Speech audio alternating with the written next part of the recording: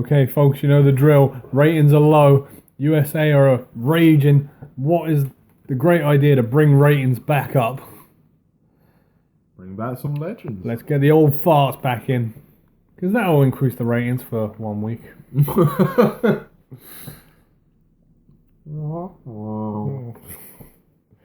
And of course, we kick things off with probably, I don't know, he's not even really retired, is he? He's just never around anymore. Yeah, that's it. So, we start with Cena. Oh, John boy. Yeah. One thing I've noticed, he doesn't get booed as much as he used to. Maybe it's because, like I say, he's not around all that often anymore. Yeah, he's not constantly shoved down our throats. He even made a joke about it himself. He was like, oh, it's only taken you people this long to like me. But no. After a short while, John was interrupted. Oh, yeah. By a couple of gangsters. The Usos. Well, they didn't want this scene. They wanted the Doctor of Thugging. Oh. They did. Yeah, and then Cena was like, nah, it's fine. I'm going. And then I think Jimmy Uso made some cheap shot. I can't quite remember what it was and that.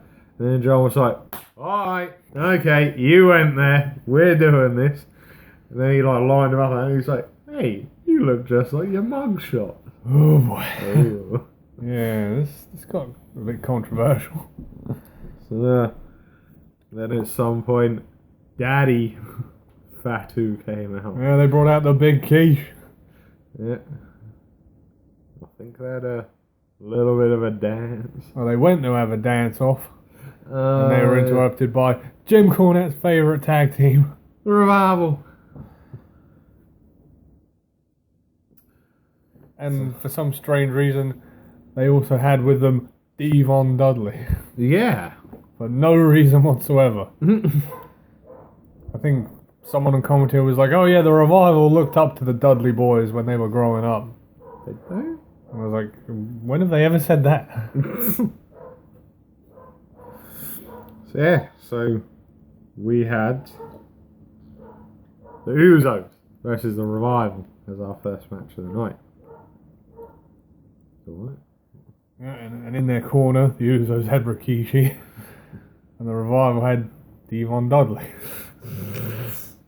Guess Bubba couldn't make it. He's a bit busy with Ring of Honor, man. So, yeah. So, but, of course, we must stress, non-title match. Of course. So you knew which way it was going then. Yeah. Usos picking up the victory. Was it with a double splash or was it a double super kick? I think it was a super kick. Yeah, Usos won. Hey, that means we're going to have Usos and Revival again for the 78,000th time. Yeah. Oh, and then wasn't Booker randomly on commentary for this one? Don't think it was this one, but he came out at some point. Okay.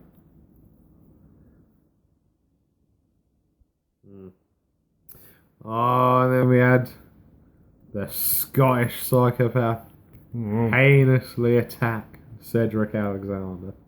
Now, this was supposed to be a rematch from last week, but never happened.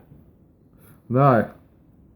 Well, he bloody did that reverse Alabama slam into the apron. I like this. He was looking around going, oh, do I do it on the floor? And he was like, nah. On the apron. And he did it on the apron. Which we must stress is the hardest part of the ring. Oh, God. It's going to be a long SummerSlam. So, yeah. And then next in action, we had some more tag team action for you. We had the Viking Raiders facing off against the Edgeheads. Yay! At the same time, when this was announced, I was like, oh God, whether they've moved up from jobbers. But this one ain't going to last a lot longer. No. Full credit to them, though. Hawkins and Ryder, they did get in a couple of moves. Just a couple. Just a few. It wasn't many. No. So, who got it? Who got the experience? It was poor Kurt Hawkins. Oh.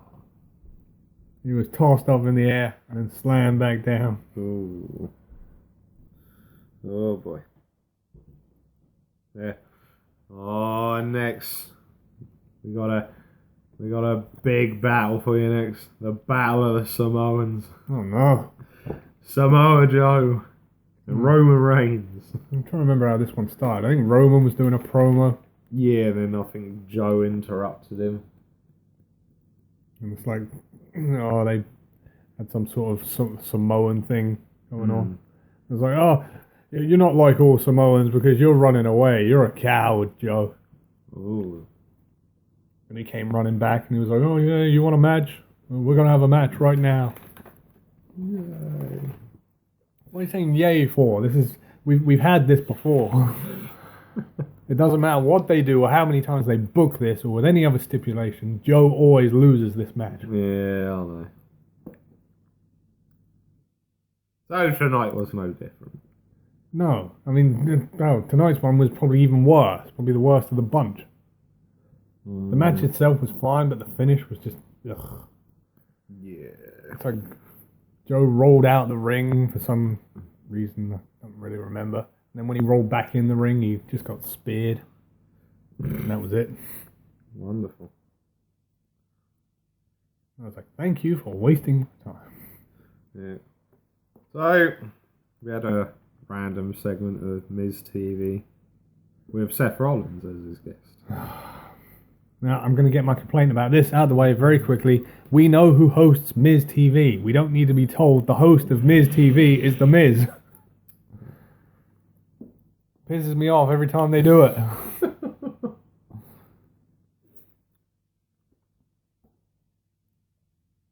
So, but Seth was interrupted during this segment by Paul Heyman. Just the advocate. Just the advocate. Yeah, he'd like to remind you that he is just the advocate. Yeah, so it's the usual. Rock's going to destroy him at SummerSlam. Probably. He's going to Suplex City. Is that still a thing? I don't know. I don't think he's worn that t-shirt in a while. No, we've been having too much fun with Brock Party. Well, I did like this bit. Seth said if he didn't shut his mouth, he was running up there and he was going to stomp Paul. Oh. That's the executive director of Raw you're talking to. Right And there. Paul tried, like, reasoning. He was like, oh, come on, Seth, let's not do this. But as soon as Steph started counting down, Paul was out of there. Mm-hmm. So, should we touch on the random segments that kept on happening backstage now, or should we leave it a little bit? No, later. Okay. So, our next match, we had Sami Zayn in action against Rey Mysterio. Yeah, this came about because Sami Zayn was in the back dissing all the legends. Uh-oh. Saying they'd only come back for a paycheck. He was sick of him taking time away from the current superstar. Well, and we had a very special guest commentator for this match. Who was it? The coach. Oh, no. Don't worry, Tajiri wasn't around. He wasn't going to get green misted again. Oh, God, I need to watch that again. So, I think it's safe to say this was pretty much all Rey Mysterio, this match. And then Sami Zayn got frustrated towards the end. He was like, nah, nuts to this, I'm going. I've had enough of this. And then, the most random culmination of wrestlers ever stopped him from leaving. So why would you be scared of these four? So we had, rather surprisingly, Rob Van Dam come out. Yeah. Considering he's contracted to TNA as well. Probably lent him over for a night. Yeah, apparently they just said, oh yeah, it was all round past us. We gave him his blessing to appear. You gave him a blessing? Yeah, a couple of blessings down here. Then we had the Hurricane Yeah, because he's back in the company again, Yeah. working backstage. And then we had the Sarge. Oh, Sarge is back. And then to complete the random foursome, Kurt Angle. I mean, I don't understand why he'd be scared of these four. Just, I mean, come on, you got Rob Van Dam, who hasn't been relevant in years. The Hurricane, who probably hasn't wrestled in years. Yeah, some point in TNA, probably. Sergeant Slaughter, who's one move away from breaking his back. Kurt's the only real threat there. Yeah. But no, Sammy got back in the ring because the Legends were charging him down. And he pretty much immediately got hit with a 619. And then, to pay homage to RVD, Rey Mysterio then did a 5-star frog splash on the top rope. If they don't have Sami Zayn beat Ray next week in some sort of rematch, I'm losing faith in this company. Next, we've got a big match. Ooh. Yeah. We've got Seth Rollins in action now. And he's facing off against the United States Champion, the leader of the OC, The OC. AJ Styles. Can we clarify, what does the OC stand for? Original Club. Makes sense. So yeah. But I think to put the long story short, Seth won by DQ. Yeah. I mean, this match was going fine, but with Gallows and Anderson out there, you knew they were going to interfere. And they did. And then this brought out the Generation X. Yeah. Well, 4 out of 5 of them. Well, it was 2 first. It was Shawn and Triple H. Oh, yeah, of course, yeah. And then when they started surrounding them with the steel chairs, the rest of them came out. Yeah, Road Dogg and Xbox made an appearance because Billy's elsewhere. You did get a mention. Like, but Billy couldn't be here tonight. Alright. And then they then brought out the Outsiders. Oh no, the NWO.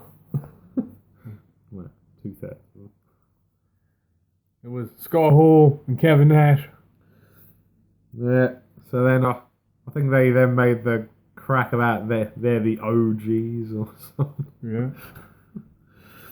So yeah, this pretty much just turned into a taunting argument. And then Triple H let Seth do the outro. The OC got told to suck it. Yeah, I mean, they wanted to do the 2 Sweet, but DX were like, no, we ain't having that. No. No. Oh, no. I think it wasn't Bloody Lawler on commentary for this randomly. Yes, he was on commentary for a match. Because they don't trust him with anything longer. No. And then we had a return from a man from Brooklyn, New York. Oh no. And he was right in live on Monday Night Raw. He did it. We had Mick come out. Yeah, I don't even remember. What was he even talking about? You know what? I can't even remember, He if was- I'm being honest with you. Oh yeah, he said like he wanted the 24/7 title. And they all ran past him. He was like, yeah, I'm going to get my hands on that 24/7 title. Mm. And then the lights went dark. Power went off. Uh-oh. Which could only mean one thing. Jericho's back? No. No. It was The Fiend! Oh, God. It was Bray Wyatt! But in slightly confusing circumstances, he gave Mick the Mandible Claw. Mick Foley got given the Mandible Claw. He did.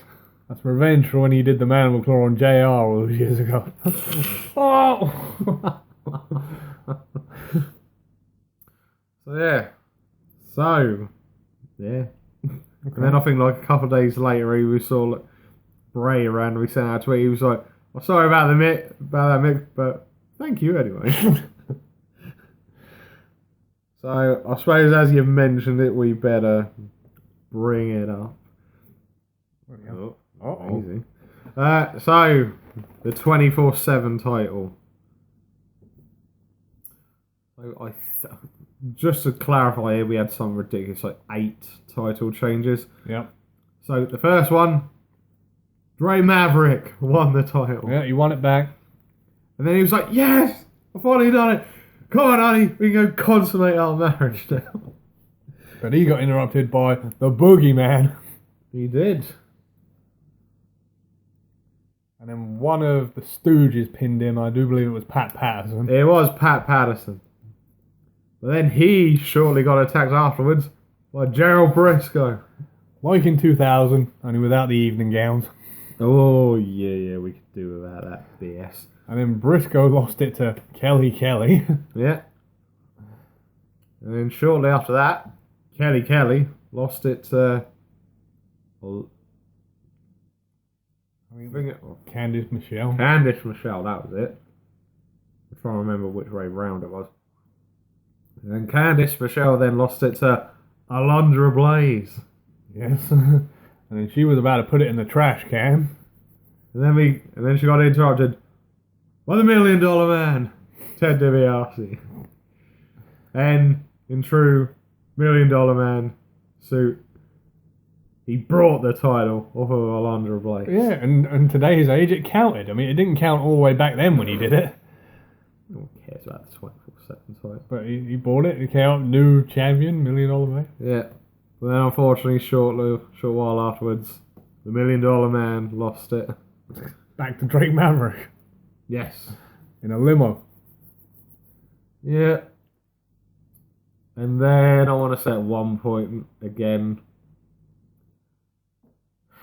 this is one, well, I don't particularly care for this style, but this is one thing that's really pissing me off. Because then R-Truth then won it back shortly afterwards. Yep. So what R-Truth said, 10-time champion? It's either 9 or 10. I'm not sure. No, just write the bloke off of TV, please. If this is all you're going to do with him, I'm out. I really couldn't give a shit about R-Truth. Come on, he hasn't been relevant since like 2011. Yeah. He's literally a stagehand now. That's it. Does he really need to keep on having this obsession, continually winning the title back all the time after losing it? Yeah. Come on. Sort it out. And now on to another talk show segment because we haven't had enough of those yet. Oh, man. Time for a moment of bliss. Oh, everyone wants a moment of bliss. Well, I do. I wouldn't say no. Fair play. Right. And she had the man on the show. Becky Lynch. Oh, okay. Well, sort of. I mean, she didn't even get a chance to speak because she was interrupted immediately by Natalia. Yeah. And Becky just said, look, I'm going to embarrass you in your home country. And things got physical. They did. Yeah. And then security was out there to break them up. Freaking useless security. I like that it's getting physical this quickly. Yeah. It's like, the only way they're going to sell this match is if they make it personal. Mm. Yeah. So next we had a random squash match. We had Braun fighting local competitor Randy Rowe. Oh, God. Yeah, and even Braun made the joke himself. He grabbed a microphone and he was like, don't stick around, this ain't going to be quick. And it was quick. Yeah. Beat him easily. I don't even think he did the power slam. I think he pinned him with a big boot. Something like that, yeah. So here's where they brought everyone out to actually close the show. Mm.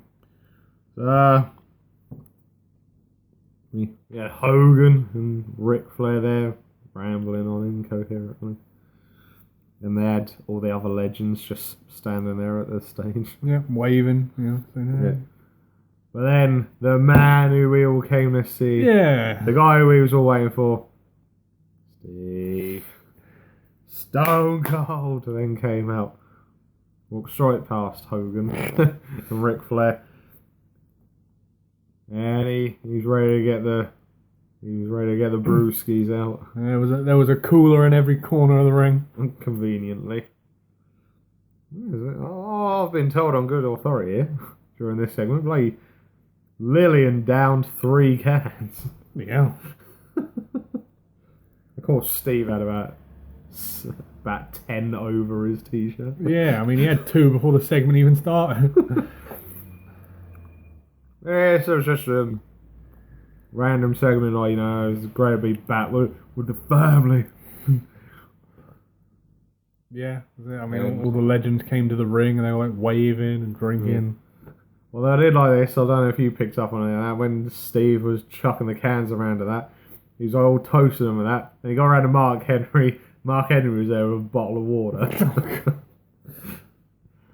I was saying, of all the people that was in the ring, why in the hell was Alicia Fox in the ring? Yeah, and like, has she actually like officially retired or? I don't think anything official's come out, but she should not be in the ring with all the legends. No. Because she was like actually advertised as well as like, one of the legends returning, and it's like, when did she leave? When did she become a legend? Yeah, that's bloody the point. So yeah, and as well, of course, WWE.com exclusive. Stone Cold said he's not ready to ride off into the sunset just yet. Of course. No, because they're going to be bringing him back for SmackDown's next anniversary. Oh, yeah, of course. Even though it's not his show, it's more The Rock's thing. Yeah. And where was The Rock, anyway? Yeah, he's probably busy, but I think it'd be pretty cool if they made an effort to bring him back for the first episode of SmackDown.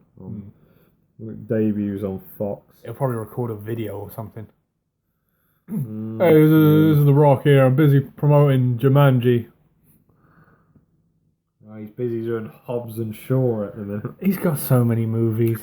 I don't know. All he does is make movies and eat stupid amounts of pancakes. Yeah. Very much. But no, not a bad show. But the thought in the back of all of our minds is this going to be a one-show wonder. Well, of course it will. The rating will go up. Everyone will go, yay, and it will be back to normal next week when...